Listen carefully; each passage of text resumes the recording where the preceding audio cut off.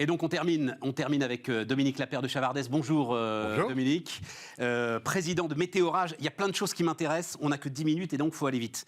La première chose qui m'intéresse, parce qu'on est Bismart et qu'on est du business, c'est que vous êtes un spin-off de Météo France, d'une certaine manière. Comment ça se passe, ça? J'ai vu que vous aviez plutôt une formation commerciale, d'ailleurs. Oui, Alors, on va parler des orages. Et donc, c'est vous qui avez fait une forme de spin-off de Météo France? oui, on peut dire ça comme ça. En fait, dans ce cas-là, Météo France a racheté une compagnie qui existait déjà, qui avait été créée comme une start-up. Ouais. En fait. Et Météo France l'a racheté parce que c'était un domaine d'intérêt évident pour Météo France. Et c'est vrai que c'était la première fois que Météo France avait une filiale, puisque c'est une filiale, donc. Et ça a donné envie d'en faire quelques-unes, d'autres, dans des niches. Et donc, j'ai été l'acteur, en fait, pour tout dire, à Météo France, parce que je viens moi-même de Météo France. Mais oui. Et donc, ça m'a donné envie, et j'ai été suivi par Météo France, de créer quelques filiales, dont une qui s'appelle Predict Service, qui gère le risque inondation, une autre qui porte les savoir-faire météo de français à l'international, Météo France International, et on en avait créé une, mais qui a ensuite évolué autrement, qu'on a créée avec Euronext, sur des produits financiers, en fait. Mais alors, je peux vous demander, Dominique, à ce moment-là, si je prends là Météorage, Oui. c'est quand même une boîte qui fait aujourd'hui 4 millions d'euros de chiffre d'affaires. Oui. Sur la structure du capital, Météo France garde une part du capital. Les deux tiers. Les deux tiers du capital. Et un tiers, c'est le co-actionnaire qu'on a souhaité dès le départ, d'ailleurs, qui est l'industriel qui fabrique les capteurs, puisque on est dans la haute technologie. C'est le finlandais, c'est ça, hein? C'est ça, voilà. C'est ça, qui au départ était un Américain, et qui a été racheté. Donc, en fait, la technologie vient de l'université américaine, comme souvent dans les hautes technologies. C'est l'université de Tucson, Arizona, qui a créé une spin-off industrielle, qui a développé ce savoir-faire et qui, quelques temps après, a été racheté par le leader mondial de l'équipement météo, Vaisala, qui est finlandais, effectivement, qui est coté en bourse. Tucson, Arizona, où là, il doit y avoir des méga orages. Ah, c'est extraordinaire. Moi, du coup, j'y suis allé plusieurs fois. Il y a de quoi se faire peur. Il y a de quoi se faire peur. Mais quand même, parce que c'est monstrueux. Non, mais l'intensité électrique d'un orage, c'est monstrueux. Sur vos prises électriques, vous avez l'ampérage. C'est 16 ampères, 32 ampères pour les gros disjoncteurs. Un coup de foudre, ça s'exprime en milliers d'ampères. Un petit coup de foudre, c'est 1000 ampères. Les très gros, c'est plusieurs centaines de milliers d'ampères. C'est monstrueux. Jamais on pourra récupérer cette énergie? Non, non. On a essayé. Elle est trop erratique, en fait. Non. Donc, la réponse est non. On peut s'en protéger, on peut la prévenir, et c'est tout ce qu'on peut faire. Et on ne peut pas l'empêcher de tomber non plus. Non. Les gens qui veulent changer le climat, qui se sont cassés les dents, et c'est une bonne chose. Oui, mais on ne peut pas l'empêcher de tomber, mais elle ne tombe pas toujours. J'ai appris, alors, en vous écoutant, absolument, que... la majorité de l'activité électrique reste à l'intérieur des nuages, et ce n'est qu'une fraction... Ça dépend un peu des formes de nuages, mais 20% environ qui fait ce qu'on appelle un nuage-sol, donc qui tombe au sol, effectivement. Et donc, on détecte les deux, avec notre... On va y aller, bien sûr, mais cette seule fraction, c'est quand même... Il y a 100 impacts de foudre par seconde. Absolument, dans le monde. Dans le monde. Ça, on parle du nombre d'impacts dans le monde. Absolument. C'est absolument considérable. Alors, en France, heureusement, on en a beaucoup moins. Et on vient de publier, hier d'ailleurs, la statistique sur l'année dernière, qui est une année faiblement foudroyée, mais il y a quand même plus de 300 000 impacts qui sont tombés sur le sol métropolitain. Une année faiblement foudroyée.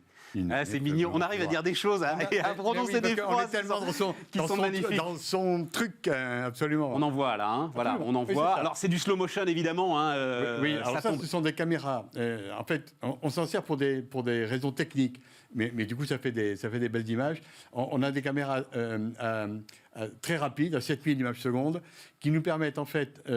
quand on va sous un orage, de détecter chaque impact. Et donc, on est capable ensuite de corréler avec notre système pour s'assurer qu'il les a bien vus, lui aussi. Ouais, c'est ça, fait pour ça, en fait. D'accord. Mais du coup, ça fait de belles images et on voit... voilà, celui-là, il reste un, et là, il tombe par terre. Mais alors, donc, c'est la même intensité électrique que l'on voit descendre oui, absolument. Oui, et se diviser en multiples branches. Et avec des extensions qui peuvent être considérables. L'extension géographique horizontale peut être en dizaines de kilomètres. Donc oui, donc, et tout ça dans des gros cumulonimbus. Dernière question d'ordre général avant d'aller sur l'activité de météorage. Changement climatique, les orages sont plus forts, moins forts. Là. Vous regardez les choses depuis 10 ans. Oui, 30 ans. 30 ans.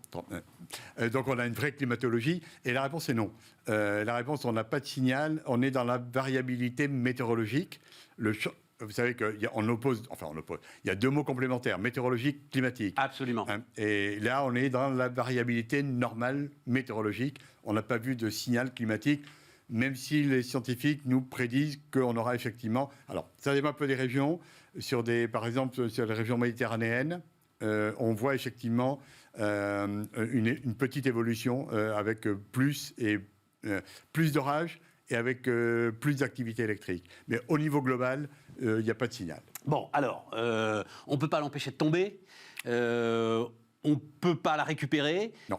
On peut essayer de prévoir l'impact. Et c'est là que l'activité de météorage commence. Oui, c'est ça. Le but, c'est de savoir effectivement, une fois que... En fait, on part d'une détection. Donc, on détecte ce que vous avez vu avec des images. Ça veut dire que ces éclairs, on les voit avec notre système.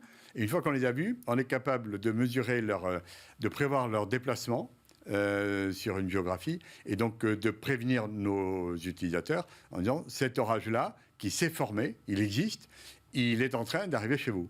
Et donc on leur donne une alerte jusqu'à 1 heure de préavis. 1 heure de préavis pour se mettre aux abris. Alors, pour se mettre, mais c'est surtout mettre en sécurité les réseaux. Mais c'est ça. Ce sont les deux choses. On n'a pas de raison d'être, mais pour autant, on s'est donné une mission qui est de protéger des vies, de sauver des vies, d'empêcher des accidents, et d'autre part, de protéger des installations. Et donc, nos utilisateurs, qui sont principalement des industriels, mettent en sécurité des installations, puisqu'en fait, les perturbations sont électrique, le phénomène est électrique, électricité atmosphérique, et crée des perturbations électriques. Et des perturbations électriques chez un industriel, ça peut complètement ficher en l'air une ligne de production. Évidemment, bien sûr. Voilà. Donc le but, une fois qu'on est prévenu, c'est d'avoir des procédures de mise en sécurité de ces installations. Mais alors, pardon, encore une question totalement idiote, mais la mécanique, si j'ose dire, ça se passe comment ? C'est l'intensité électrique de la foudre qui pénètre dans le réseau et met tout en surtension ? C'est exactement ça. Ouais, c'est exactement ça. La plupart, pas tout. Les coups au but sont rares. Il est rare qu'une... Ça veut dire quoi, coup au but ? Coup au but, ça veut dire qu'en fait, on la est directement... tombe sur le câble, Voilà, c'est ça. Ou sur le nœud de réseau. C'est ça. Ouais. Donc ça, heureusement, c'est rare. En revanche, elle tombe quelque part sur le réseau électrique et elle se propage tout au long du réseau, sur plusieurs dizaines de kilomètres. Et donc, quand vous êtes sur cette propagation et que vous êtes soit chez vous avec une box qui saute, soit un industriel avec une machine à commande numérique, il y a tout ça qui saute, en fait. Ça. Et ça se fait à la fois par les réseaux et également, mais ça va moins loin, dans le sol. Donc ça se propage également dans le sol. Alors, vous parliez de mettre en sécurité les gens. Enfin, des morts foudroyés, ça reste... Heureusement. Oui, heureusement, mais... Heureusement, alors, ça dépend où. Dans le monde, ça reste une cause importante de décès. La 25e cause mondiale de décès, c'est la foudre. Il faut dire que... La 25e ? Oui, absolument. Oui, donc c'est considérable. Ah, je suis sidéré. Oui. Et il faut dire qu'on n'a plus les mêmes pratiques en Europe et en France. Mais il y a beaucoup de monde dans l'agriculture, en fait. Et dans des pays très foudroyés. En Asie du Sud-Est, par exemple. En Afrique. Ah oui, si on lâche pas sa fourche quand l'orage arrive. Absolument. Et donc, alors heureusement, en Europe, on n'a plus les mêmes habitudes. L'économie n'est plus la même. Donc, il y a moins de gens dehors à un moment donné. Donc, les accidents de personnes... en Europe, c'est quelques petites centaines par an d'accidents de personnes, dont environ 10% avec malheureusement des issues fatales. Voilà. Évidemment, et je crois que c'est combien ? C'est près d'1 millier de campings qui aujourd'hui ont recours à ce service, par absolument. exemple. Oui, c'est ça. Et donc là, typiquement, dans des campings, des golfs, etc., tous les grands sites qui reçoivent du public, le Puy du Fou, Disney, etc., ça veut dire qu'il faut mettre en sécurité les personnes. Mettre en sécurité, c'est... on arrête tous les jeux liés à l'eau, enfin tous les parce que c'est évidemment très conducteur, et autant que possible, on fait rentrer les gens dans du dur. Donc dans une maison, on est à l'abri. alors que sous une tente, on n'est pas à l'abri. Le paratonnerre reste une protection. Absolument. C'est une bonne protection. Parfaite. Absolument. Elle n'est pas parfaite parce qu'elle ne va pas très loin, mais elle est très bonne. Si, bien sûr, elle est très bonne. Quand on est dans l'industrie, on a des choses plus sophistiquées. Ça, c'est des cages maillées, des choses comme ça. Ouais. Et par ailleurs, il faut des protections électriques, donc contre les surtensions que vous évoquez. Donc là, ce sont les parafoudres. Donc, Ils fonctionnent comme des disjoncteurs, alors. C'est ça, qu'il y a un moment. absolument. Voilà, Oui, c'est ça, absolument. Mais il faut les deux. Et malgré ça, il faut quand même être prévenu de l'orage pour mettre en sécurité ce qui ne peut pas l'être. Les meilleurs parafoudres ne protégeront jamais de tout. Il y a combien de capteurs météo-orage dans le monde aujourd'hui Alors aujourd'hui, on couvre l'Europe avec une centaine de capteurs. Et par ailleurs, on est capable de voir le monde entier avec un petit nombre de capteurs qui voient extrêmement loin, mondiaux.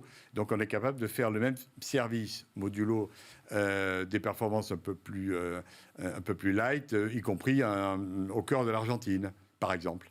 C'est ce qu'on fait. Il nous reste quelques secondes à peine. L'importance des précipitations liées à l'orage, c'est un autre sujet, ça aussi. Oui, bien sûr. Mais qui n'a rien à voir en fait avec les éclairs ou qui peut aussi. Si, être... en fait, un orage est caractérisé par la foudre. Quand il y a la foudre, c'est un orage.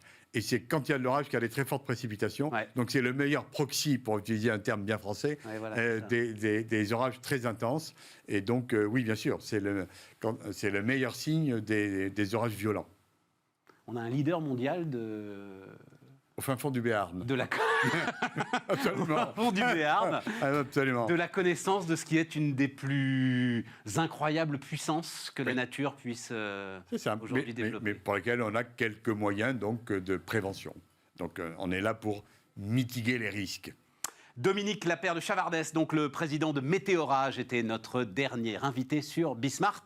Demain, Aurélie Planex et nous, on se retrouve lundi.